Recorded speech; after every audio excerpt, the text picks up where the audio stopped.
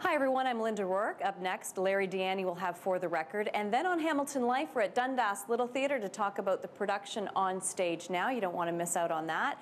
We're also going to head to Dundurn Castle to check out a little bit of royal history. Well, at least we're going to chat with the bartender to the royal family. We'll also be in the kitchen making eggs South Asian style. That's all coming up on Hamilton Life.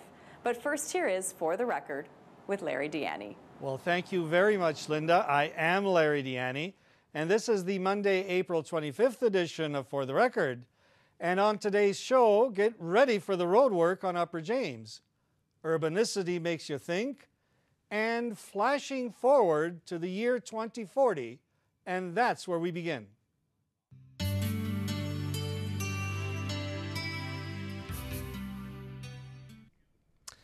And our guests today are Chelsea White, co-chair of Focus 2040, a national business competition that asks business students in universities across Canada to predict what they think the world of business will look like in the year 2040. And with her is Jose Mariano Gotzelig, who finished fourth in this year's competition. And Jose is studying at the Queen's University, an MBA program, and is originally from Buenos Aires, Argentina. Welcome to you both. Thank you. And Chelsea, let's begin with you because you're the co-chair of this, what seems to me to be a very innovative and far-reaching program where you're actually asking bright, motivated students to think ahead to 2040 and predict the business world of that year. Tell us why you're doing this.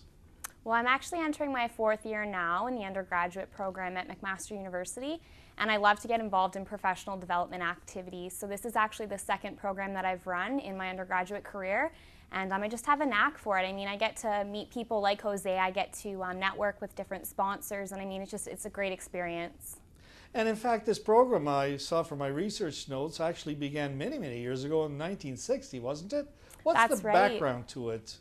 So Ezra Rosen, he's the founder. He works for Strategic Capability Network, which is one of our biggest sponsors here. And he basically founded the competition. He was asked by a professor when he was at UCLA in the 60s to predict the workforce in the 90s. And he approached McMaster and said, you know, I want to get this competition started, so how do we go about it? And of course, you're at the DeGroote School of Business. That's right. And entered this competition as well, or did you just organize? Just organized it. However, Jose Mariano did enter the competition. Jose, welcome to the show. Tell us a little bit about yourself. You, as I said in the introduction, are from Argentina. You've had many experiences there. Yeah. Tell us a little bit about them. Well, I have an undergraduate in law. I'm actually a lawyer in Argentina. I have worked for several years in law firms and consulting firms in South America. And then I started an MBA program in order to expand my experience, get a business education, and also as a way to do a career change. Yes, and you're studying in Kingston at Queen's University. Yeah. What brought you there? Oh, well, I liked Canada, so I'm here, that's why. Well, good for you, and Kingston is a beautiful city as well.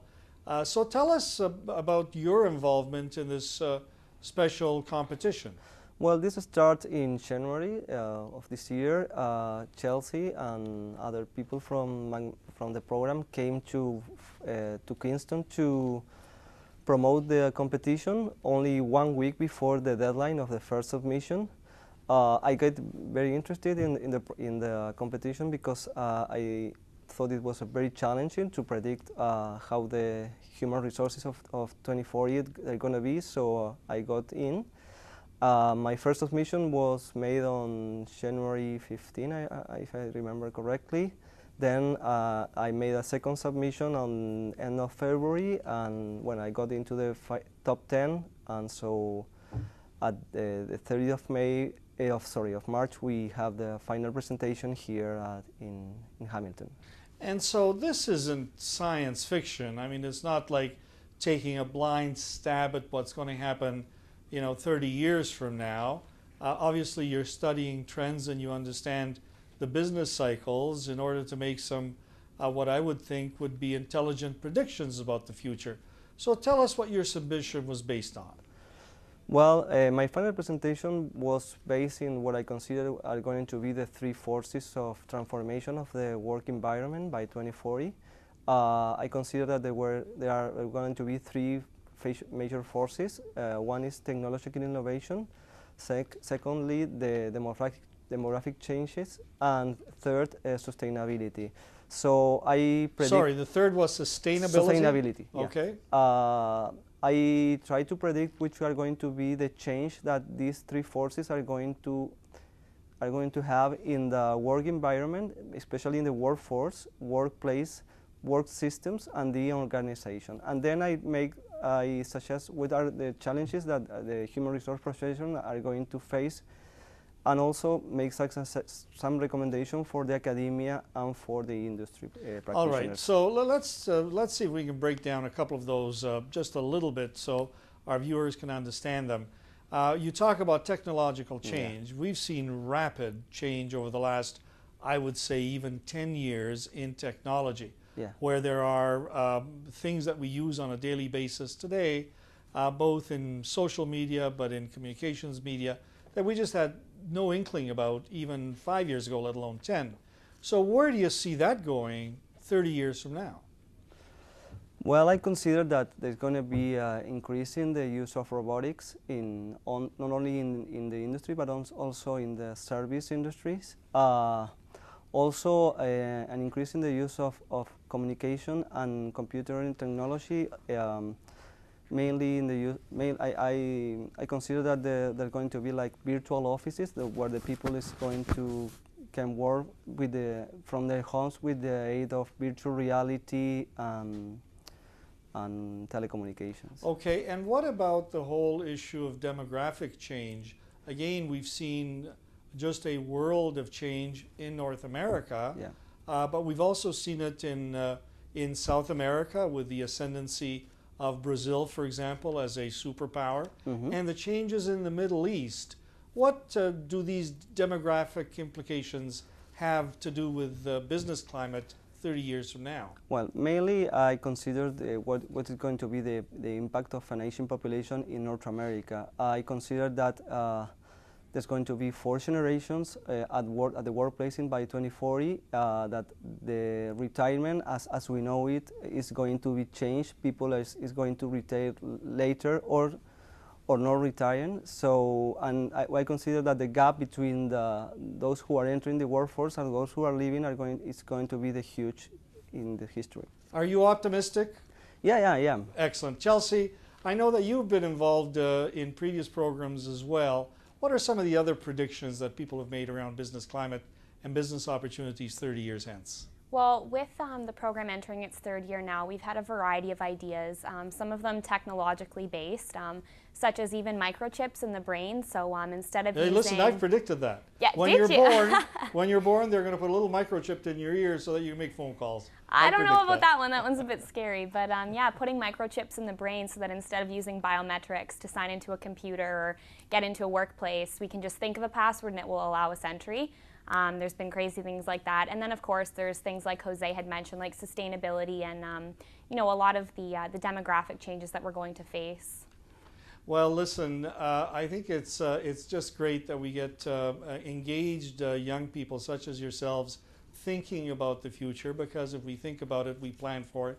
And if we plan for it, we're going to succeed in it. Jose, good luck in your career. And I know you like Canada. What's there not to like? But your country's beautiful as well. And Chelsea, you're a Hamiltonian, so congratulations to you as well. Thank you very much. And I think viewers, we all should watch The Matrix just to see what it is that these young people are talking about. Please stay tuned. For the record, we'll be right back.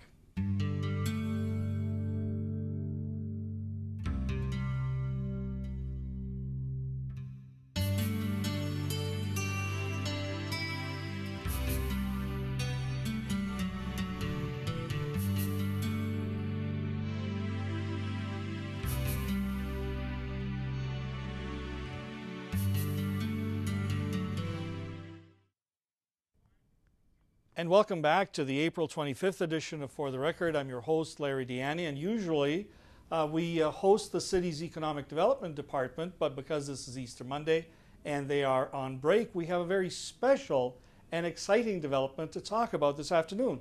It's called Urbanicity, a monthly publication of ideas, issues, and experiences in the Hamilton area. Urbanicity, I got that right. And our guests, of course, are the publisher, who's no stranger to Cable 14. He's Martinez Galenzi. Martinez is the man behind the Hamilton 24 Film Festival and one of 19 people who ran in Ward 2 during our last municipal election. And I think you came in second, didn't you, Martinez? Third. All right, well, you should have come in. Well, never mind. Well, welcome to the show, Martinez. Thank you. He's joined by two contributors to Urbanicity, Graham Crawford, owner of Hamilton History and Heritage on James Street North. Welcome, Graham. Thanks, Larry. And Laura Farr, Urbanicity city staff writer, and no relation to Councillor Jason Farr, right, Laura? As far as we know, no. Well, welcome to all of you. And Martinez, let's start with you. It's not Urban City, it's Urbanicity, although obviously the city implication is there. Tell us about this project. Okay. Well, Urbanicity used to be a publication a few years ago run by Reg Beaudry, who was also responsible for the 316 Lounge in the International Village. So he ran about a 30-40 page tabloid publication about arts, entertainment, life, and culture in the lower city. The brand was very powerful, but eventually fell second to his lounge and left the public eye for a few years. So recently, after my campaign in Ward 2, Reg and I, as a longtime friend, we got together and started speaking about some of the gaps that we could identify in the city of Hamilton, and a piece of paper that really informed and engaged the citizens was perhaps one of the largest ones. And so we decided to revive the brand Urbanicity in a broadsheet format. And this exactly is that. It's a broadsheet, it's a newspaper essentially, a magazine. Is it going to be online as well? The only thing we're going to have online, the only presence, is actually going to be a PDF version, which is actually, I think, better than your typical website because of the fact that we're not going to allow for endless comments. We're going to let the paper speak for itself. So you're going to be able to actually turn the pages on the internet of the printed version. Well, you know, it's not really like Hamilton to put an idea out there and not have it criticized, but be that as it may, Martinez. In fact, you're going back to really valuing the newspaper, the printed word, are you not? Yes, very much. That is the idea. Doing the broadsheet, it's actually not as economical as a tabloid, but the point of this is to really be a contemporary take on the newspaper.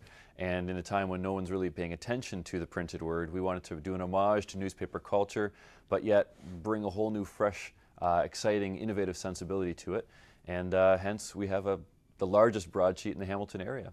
Well, and we want to get to the guests as well, but just give us a sense of, I know you have a launch coming up in the next few days. Yes. And when is the first edition going to hit the streets? The first edition, all editions, it's a monthly publication, so the edition is going to hit the street at the beginning of each month. So May 3rd is going to be the official rollout of our first issue.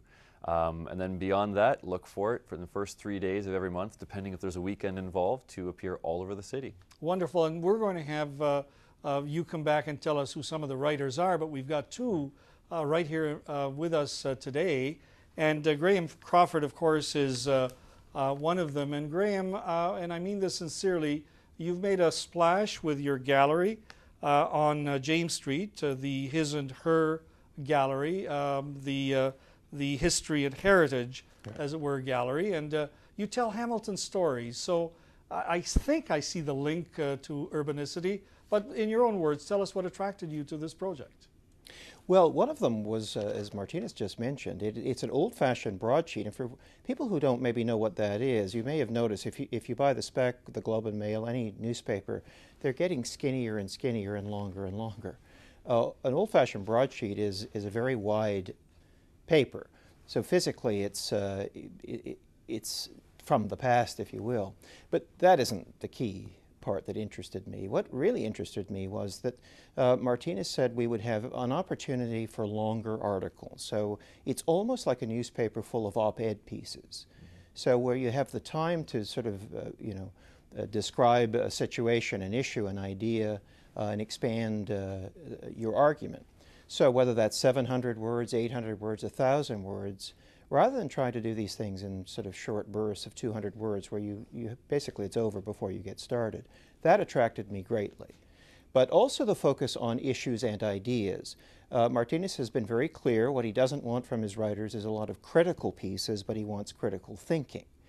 And that attracted me. Because one of the things that, you know, I have been writing about issues in Hamilton for at least a couple of 3 years now. I always like to try to provide a recommended solution or an alternative. This gives us a chance, all of the writers, and it's a great list of writers, to do just that. Well, and I've read some of your pieces in Raise the Hammer, especially around the, but not exclusive to, but around the stadium debate, and certainly some critical thinking. Not that everybody agrees necessarily with everything anybody says, but certainly the thought-provoking information was there. Laura, what is Laura Farr? What is your specialty going to be for Urbanicity? For Urbanicity, I keep making that error. For Urbanicity, it's mostly an eye to civic engagement. You see it a lot now in restaurants, coffee shops, all over the place, people talking about the issues in our city, and I really don't feel, and what attracted me to the project was that there was a voice saying, you know, these are ideas and everyone's talking about it, why don't we engage more people in a newspaper format, something that everyone can kind of get around. So that's sort of my take on where I fit in. And so you've been doing some writing as well? Yes, I've written and I've been published, and you know, in this city there aren't too many papers in town, so this is a great opportunity for engaging ideas, as Martinez and Graham mentioned, and definitely trying to push that envelope further and get more people talking about those ideas in our city. Excellent. And Martinez, back to you. I think you've brought an example, haven't you, of the broadsheet, or did I see something that was something else? I have indeed. What I brought is actually our rate card. We did a full-size mock-up of the paper to serve as our rate card, essentially, so we can actually show people what our ad sizes are and just what exactly a full 30-inch broadsheet It's actually feels like. up on screen, Martinez. Oh, perfect. Okay. And there are some very recognizable faces there. Yes. Not the least of which is Paul Wilson, who recently retired from the Spec. Why don't you take us through the list as well? Sure, absolutely. I'm going to have to pull up my copy here just to reference Okay. it. We have quite a few. So yeah, Paul Wilson, after he left the Spec, he joined up with us, which was fantastic. So he'll be writing pieces similar to what he was writing in Street Beat in the Spec, though it's not called Street Beat in Urbanicity. Donna Skelly from CH, while entering provincial politics right now, perhaps. She's also on our roster. Fred Eisenberger, former mayor of Hamilton. I remember him. You may, yeah. Mark Chamberlain, known for involvement with the Jobs Prosperity Collaborative and Triveris. Ryan McGreal and Adrian Dizer from Raise the Hammer, a very well-read blog in town. Peter Orman, known for his affiliation with the Green Party and environmental activism in the city. Terry Cook from the Hamilton Community Foundation. And Terry actually is a great writer as well. Brilliant. He had a regular column in the Spec just before he assumed his new role. Yes, yes. Don Forbes from Grant Thornton LLP, which is the former McGillivray accountants and business advisors downtown. So he'll be writing about business and the ideas of solutions for commerce and stuff in the downtown. Paul Shaker as well from Center for Community Study, formerly of City Hall. Laura and Graham, as you can tell, they're obviously on here. Rick Court from Mohawk College as Dean of Business, Media and Entertainment. Merlene Mallet from Liaison College of Culinary Arts will be actually writing hospitality columns about the various restaurants and eating establishments in the city. Jamie Tennant is Program Director at CFMU, McMaster Radio. Chris Cutler is a Program Director with Path Employment Services, former Municipal Councillor in Flamborough.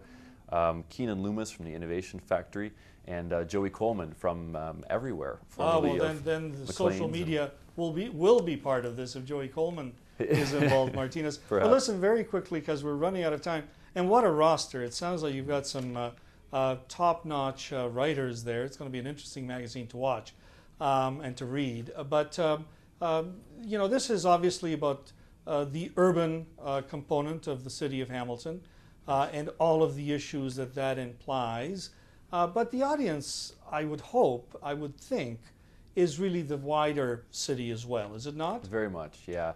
The real difference with Urbanicity is we're starting with 10,000 copies, and we are distributing all around the greater city of Hamilton. So that includes Waterdown, and that includes Ancaster and Dundas and Stony Creek and the Mountain. It's not just of, by, and for the downtown. A lot of the content deals with urban issues and is by urban thinkers, but it is very much, I mean, this stuff does affect everybody. You know, when we talk about area rating, that's very much a rural-urban split. Well, here's where we can engage on these topics, and we can discuss. And we do have letters to the editor, so we welcome dialogue. Well, listen, it sounds like an ambitious program, but one that will be exciting to watch, and we wish you luck with it, Martinez, as the publisher, and your two columnists, as well as the others as well. Thank you for sharing your story with us. Thank you. Thanks, Larry. And viewers, please stay tuned. For the Record, we'll be right back.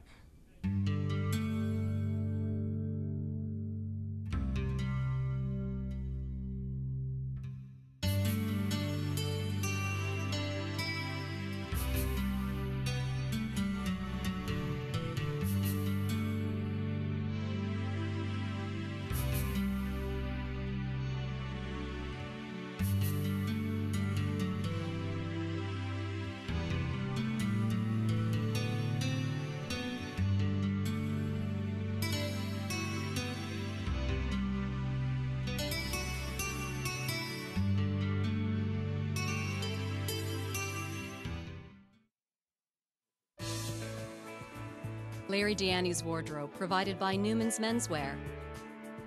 Newman's Menswear, 773 King Street East, 1 block east of Sanford. Parking available behind the store.